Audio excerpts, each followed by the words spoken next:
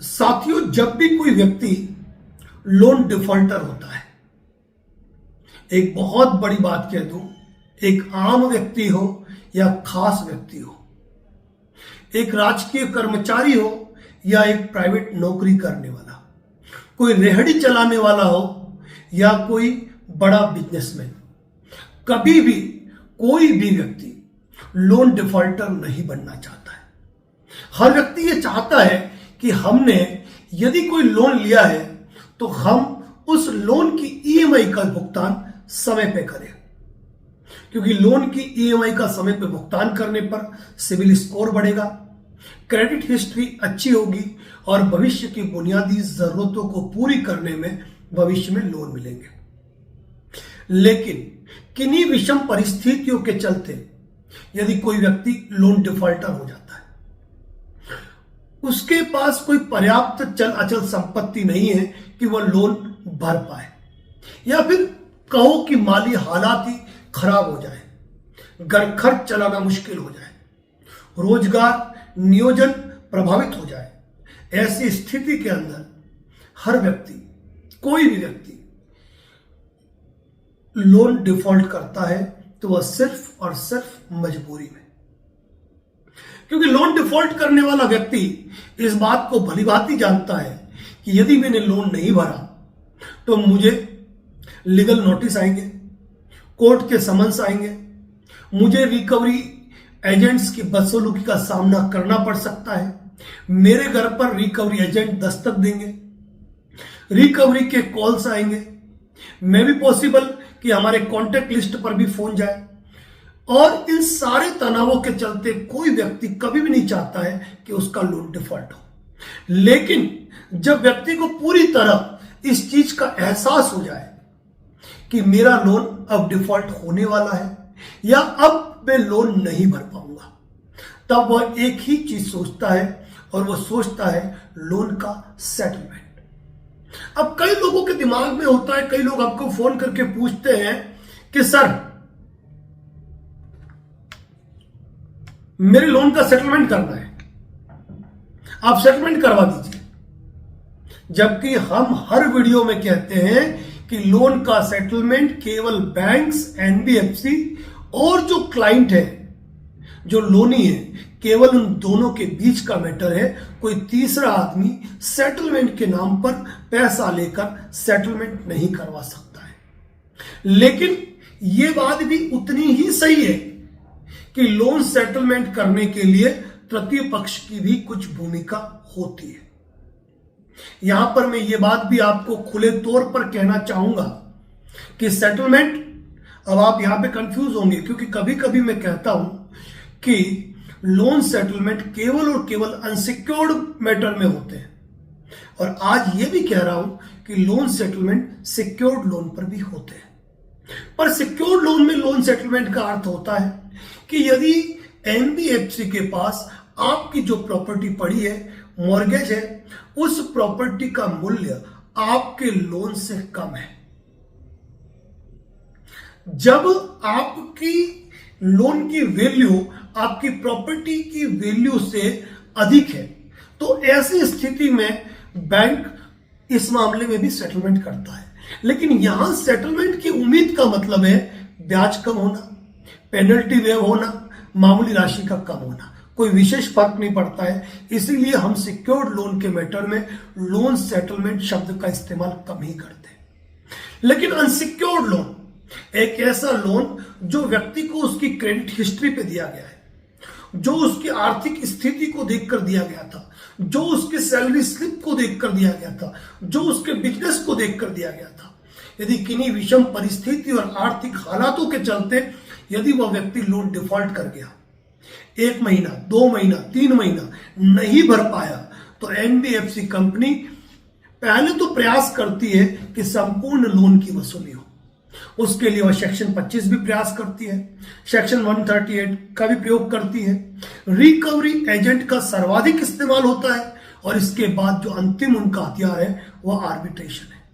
और इन सारे मैटर्स में हमारा कल का वीडियो है जो हमने एक अच्छी तरीके से तैयार किया था, जिसका टाइटल ही हमने रखा था सीधी बात नो बकवास, उसको सुन सकते हैं। अब इन सारे प्रयासों के बाद भी यदि बैंक या एनबीएफसी को अनसिक्योर्ड लोन की रिकवरी नहीं हो पाती है तो ऐसी स्थिति में बैंक सेटलमेंट के पोर्शन पे आता है। अब बैंक सेटलमेंट में आप एक बात देखते होंगे, अभी लोक अदालत आने वाली है, हर 3 महीने के अंदर लोक अदालतें लगती है। तो बैंक क्या करती है, बैंक अपने डिफॉल्टर की सूची के साथ एक एप्लीकेशन देती है जिला विधिक सेवा प्राधिकरण में, और आपको जिला विधिक सेवा प्राधिकरण से आपको बाकायदा लीगल नोटिस आता है। अब बात यह होती है क्या लोक अदालत में लोन का सेटलमेंट होगा? देखिए, वो लोक अदालत में गए ही इसलिए है क्योंकि आपका लोन डिफॉल्ट हो चुका है। अब ऐसी स्थिति के अंदर यदि आप लोक अदालत में जाते हैं और आपकी जेब में पैसा है, आप अपनी बात को उनके सामने रख सकते हैं कि भाई मेरा लोन 1 लाख का था, मेरी स्थिति यह है और मैं इतना अमाउंट ही जमा करा सकता हूं। तब कोर्ट के सामने आप राशि पे करते हैं, पत्रावली पे ये चीज आती है और आपके लोन का सेटलमेंट हो जाता है। लेकिन आपके पास पैसा नहीं है और आप ये सोचते हो कि मैं लोक अदालत में जाकर समय मांगूंगा, उसका कोई औचित्य नहीं है। तो लोक अदालत की महत्वपूर्ण भूमिका यह है कि वहां पर भी बैंक और लोनी को ही आपस में बात करनी है। भले आपके एडवोकेट्स मौजूद हो, वो अपनी बात रख सकते हैं, लेकिन वहां पर जो लोन का सेटलमेंट होगा वह केवल और केवल आप और बैंक के मध्य जो चर्चा होगी उसी पर निर्धारित होगा। यदि आपके वहां पर कोई समझौता होता है कि आप 1 लाख के लोन का 50,000 भर रहे हो, उसकी 2 या 3 ईएमआई कर रहे हो, 3 पार्ट कर रहे हो, तो वो तभी कीजिए जब आप उस पर खरे उतर पाए। अन्यथा आपका भरा हुआ पैसा भी आप 1 पार्ट 2 पार्ट जो भी जमा कराएंगे वो भी व्यर्थ चला जाएगा। इसके बाद हम बात करते हैं लीगल एक्सपर्ट और एडवोकेट्स की भूमिका। यदि आप लोन डिफॉल्टर हो चुके हैं, आपके पास कोई चल अचल संपत्ति नहीं है कि आप अपने पेमेंट को रीपे कर पाए, तो इसके लिए आपके पास prior notice, intimation letter, notice re reply, section 25, 138, arbitration, जितने भी प्रकार के नोटिस आते हैं उन सब का रिप्लाई आप अपने एडवोकेट्स या फिर किसी लीगल एक्सपर्ट के माध्यम से दिलवा सकते हैं। मैं दावे के साथ एक बात कहता हूं कि एक लीगल एक्सपर्ट जो फाइनेंशियल की समझ रखता है, जो बैंकिंग को अच्छे से समझता है, जो section 25, 138 NI act, arbitration, DRT process और इसके साथ साथ रिकवरी एजेंट की कार्रवाई को बेहतर समझता है, वह केवल आपके लोन की डिटेल को देखकर आपको यह बता सकता है कि आपके लोन का सेटलमेंट कितनी राशि में हो सकता है। तो यहां पर यदि सबसे बड़ी भूमिका कही जाए तो आपके लीगल एक्सपर्ट या एडवोकेट की भूमिका रहती है। यानी कि कंपनी जब भी आपको कोई लीगल नोटिस भेजती है, कंपनी ये उम्मीद नहीं करती है कि आप उसका जवाब दोगे। उसी की जगह यदि आपने प्रायर नोटिस का फॉर्मेट अपनाया, आपने हर नोटिस का रिप्लाई री रिप्लाई किया, तो यकीन मानना साथियों, लीगल एक्सपर्ट या एडवोकेट की भूमिका आपके लिए महत्वपूर्ण साबित होगी, जहां पर भले ही वो सेटलमेंट नहीं करवाते हैं लेकिन आपको उस स्टेज पर ले जाते हैं जहां पर आपके और बैंक के मध्य मामूली राशि के अंदर समझौता होकर आप निजात पा सकते हैं लोन डिफॉल्ट के चक्रव्यूह से। अगली बात करते हैं रिकवरी एजेंट की। देखिए, बात कहूं मैं आपको, लोग कहते हैं कि रिकवरी एजेंट गुंडे होते हैं, बदमाश होते हैं। मैं नहीं मानता। गुंडे बदमाश शरीफों के सामने होते हैं। क्या इस बात को समझने की कोशिश कीजिएगा। आपने एक बात सुनी होगी, एक फिल्म में शाहरुख खान का डायलॉग था, हम शरीफ क्या हुए, दुनिया ही बदमाश हो गई। बस यही बात अपने दिमाग में बैठा के रखिए कि यदि आपने कोई लोन लिया है और उस लोन को यदि आप रीपे नहीं कर पा रहे हैं, रिकवरी एजेंट आपके घर पे दस्तक दे रहे हैं और बदसलूकी कर रहे हैं, आपने न प्रायर नोटिस भेजा है, न इंटीमेशन लेटर भेजा है, लेकिन उनके दस्तक कर देने से यदि आप डरते हैं, यदि उनके फोन कॉल करने से आप डरते हैं, यदि उनके घर आने से केवल यह सोच के आप डरते हैं कि आसपास के लोग क्या कहेंगे, तो यकीन मानना कोई सेटलमेंट ऐसी कंडीशन में नहीं होता है। लोन सेटलमेंट तभी और उसी कंडीशन में होगा जब बैंक को लगता है कि एनबीएफसी को लगता है कि अब हमारा पैसा इस व्यक्ति से रिकवर करना मुश्किल ही नहीं, नामुमकिन है। यानी कि रिकवरी एजेंट्स जो होते हैं ना, उनसे बातचीत का सलीका आपको सीखना पड़ेगा। डरना आपको छोड़ना पड़ेगा। आंखों में आंखें मिलाकर आपको बात करना सीखना पड़ेगा। और कोई फोन पे बदतमीजी करे ना, हम यह न भूलें कि हम महात्मा गांधी के देश के हैं, जहां यह कहा जाता है कोई व्यक्ति अगर एक गाल पे थप्पड़ मारे तो आप प्रतिक्रिया दो या मत दो। लेकिन हम अहिंसा के रास्ते की बात कर रहे हैं। लेकिन हम उस भगत सिंह के देश के भी हैं जिन्होंने देश की आजादी में अपनी कुर्बानी दी। मुन्ना भाई एमबीबीएस आपने जरूर देखी होगी कि पहला थप्पड़ मारा और दूसरा थप्पड़ मारा, तो सीधी सी बात है दूसरे थप्पड़ पे गांधी जी ने क्या कहा था वो मुन्ना भाई एमबीबीएस को पता नहीं था। तो कहने का मतलब ये है, न हाथ उठाना है न गुस्सा करना है। आपकी आवाज ही आपकी सबसे बड़ी ताकत होती है कि कोई रिकवरी एजेंट आपको हरेसमेंट नहीं कर सकता है। तो जब आप रिकवरी एजेंट से नहीं डरेंगे ना, तो रिकवरी एजेंट खुद अपनी जब रिपोर्ट सबमिट करता है तो वह क्लियरली कहता है कि पार्टी से रिकवरी करना संभव ही नहीं है। तो रिकवरी एजेंट की ही उतनी ही भूमिका है। क्यों? लेकिन वो भूमिका बनी कैसे? वो भूमिका बनी आपके लीगल एक्सपर्ट की राय से, आपके प्रायर नोटिस से, आपके इंटीमेशन लेटर से और आपकी बुलंदी से, आपकी ताकत से, आपके न डरने की हिम्मत से। अब ये हो गया। अब इसके बाद आती है एनबीएफसी की भूमिका। एनबीएफसी की भूमिका क्या है? आपने मेरा कल परसों का वीडियो देखा था जिसमें मैंने कहा था कि सिविल स्कोर की चिंता मत करो। सिविल स्कोर की चिंता आदमी इसलिए करता है, वो सोचता है कि आज से 10 साल बाद 5 साल बाद फिर मुझे लोन की जरूरत पड़ी। मैं एक बात कही थी, आपको याद हो तो, कि आज से 20 साल पहले एनबीएफसी होती थी, कंपनियां जरूर होती थी, लेकिन लोन देने वाली कंपनियां थी क्या? अगर होगी भी ना तो गिनी चुनी। ये सारी बाढ़ कब आई? ये सारी बाढ़ आई इस एक दशक के अंदर। और इस एक दशक के अंदर आप ये भी देखिए कि कितनी एनबीएफसी कंपनियां दूसरी कंपनियों में मर्ज हो गई, बंद हो गई। इसका कारण क्या है? इस मर्जर का कारण क्या है? इस मर्जर का कारण यह है कि उन्होंने अनाप शनाप नियमों और कानून को दता बताते हुए उन्होंने लोन बांटे, लोन पे लोन डिफॉल्ट हुए, उनका एनपीए इतना बढ़ गया, उनका राइट ऑफ इतना हो गया, उनके शेयर इतने डाउन हो गए कि उनको खुद को चलना मुश्किल हो गया और वो सारी कंपनियां एक दूसरे के अंदर मर्ज होती गई। कुछ हुई होगी, टेक्निकल कारण होंगे, उनके इश्यूज होंगे या ग्रोथ पैनल पे हुए होंगे, उनकी बात नहीं करेंगे। तो हो सकता है 10 साल बाद हम वही नया दौर देखें जो पहले कभी था ही नहीं। इसीलिए यहां पर आपको यह कहने की सबसे बड़ी कारण है कि कोई भी एनबीएफसी अपना एनपीए नहीं बढ़ाना चाहता है, अपने राइट ऑफ बढ़ाना नहीं चाहता है। वो ये केन प्रकारेण साम दाम दंड भेद हर नीति से अपनी फाइल को क्लियर करना चाहता है।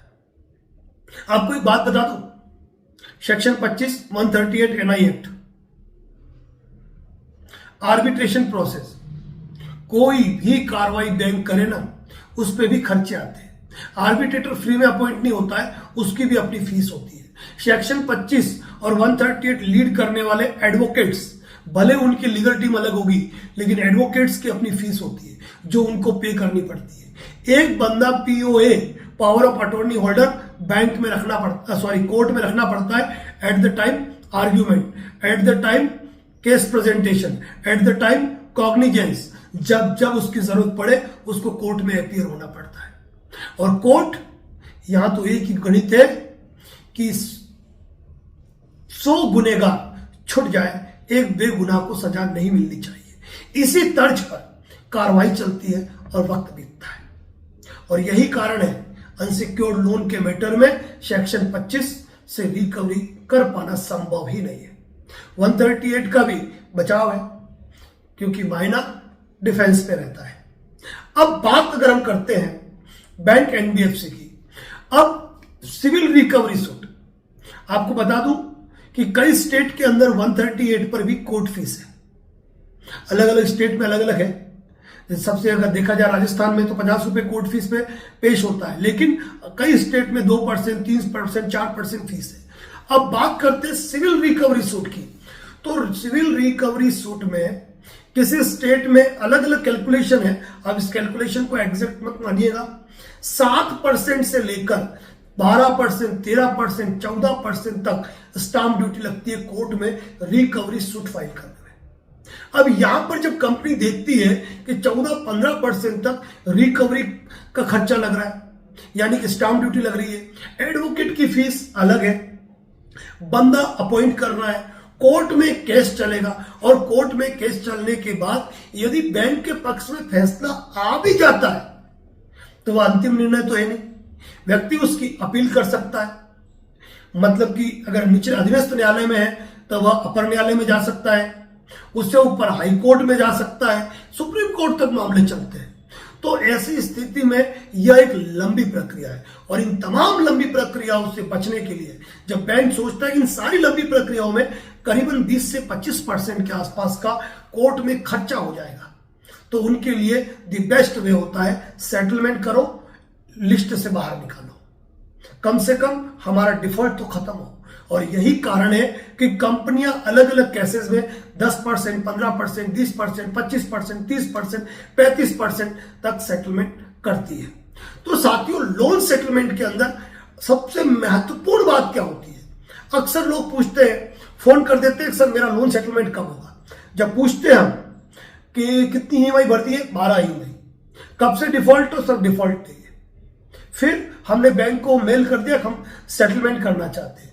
अरे भाई, आप तो षड्यंत्र कर रहे हो, आप विलफुल डिफॉल्टर बनना चाह रहे हो, मतलब ये हो गया, यानी कि आप अभी तक रेगुलराइज हैं, आपने एक भी ईएमआई चुकी नहीं है, तो आप दूध देने वाली गाय हैं।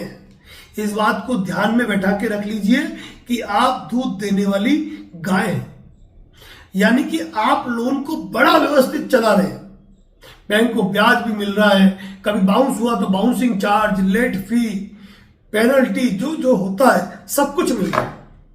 तो ऐसे सेटलमेंट नहीं होता है। सेटलमेंट केवल और केवल उसी परिस्थिति में होता है जब लोन आपका पूरी तरीके से डिफॉल्ट हो जाए।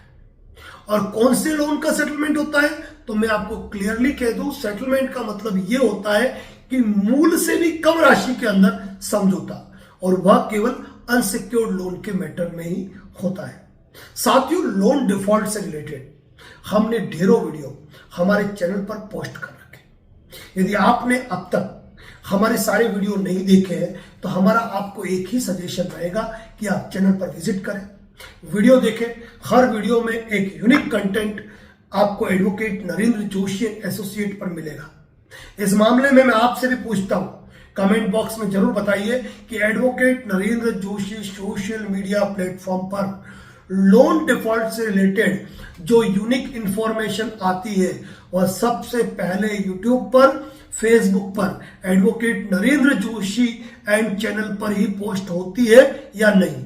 अब बाद में कुछ लोग कॉपी करें, वो बात अलग होती है। तो हम प्रयास करते हैं आपके लिए यूनिक कंटेंट बनाने की। तो उम्मीद सिर्फ आपसे ये करते हैं कि 92% लोग जो आप हमारा वीडियो देख रहे हैं ना, आपने हमें सब्सक्राइब ही नहीं किया है। मैंने कभी आपको ये नहीं कहा कि मैं मेंबर का बटन लगाऊंगा, आप मेरे मेंबर बन जाइए, आप मुझे ज्वाइन कीजिए, आप मुझे कंट्रीब्यूट कीजिए। महीने का 100, 150, 200 रुपया आपके खाते से कटकर ऑटोमेटिकली मेरे खाते में आ जाएगा। 4.5 लाख के आसपास हमारे फॉलोअर पहुंचे हैं, 10 करोड़ से अधिक हमारे चैनल पर व्यू है, 3000 के लगभग हमारे चैनल पर वीडियो है। हम चाहें तो हम मेंबर करके ज्वाइन का बटन भी अप्लाई कर सकते हैं, लेकिन नहीं करेंगे। हम नहीं चाहते, हम चाहते हैं कि आप हमारे चैनल को सिर्फ सब्सक्राइब कर दीजिए, इतना ही हमारे लिए काफी है। लोन डिफॉल्टर के हक और अधिकारों के लिए ऐसे ही यूनिक कंटेंट के साथ आते रहेंगे इसी चैनल पर। तो आज सिर्फ पहली बार जोर देकर बार बार कह रहा हूं कि जिन्होंने भी सब्सक्राइब नहीं किया ना, एक बार सब्सक्राइब कीजिए, ताकि हमारा जो भी वीडियो पोस्ट होगा सबसे पहले नोटिफिकेशन आपको आ पाए। और अगर हम आपके लिए इतनी मेहनत करते हैं, मत कहिए कॉल बुक कराइए, आप केवल हमारे वीडियो को देखिए और नॉलेज अपना अपडेट कीजिए। लेकिन इसके लिए मांग क्या रहे, सिर्फ आपका एक subscribe. Thank you so much. Thank you. और कुछ नहीं कहना चाहूंगा।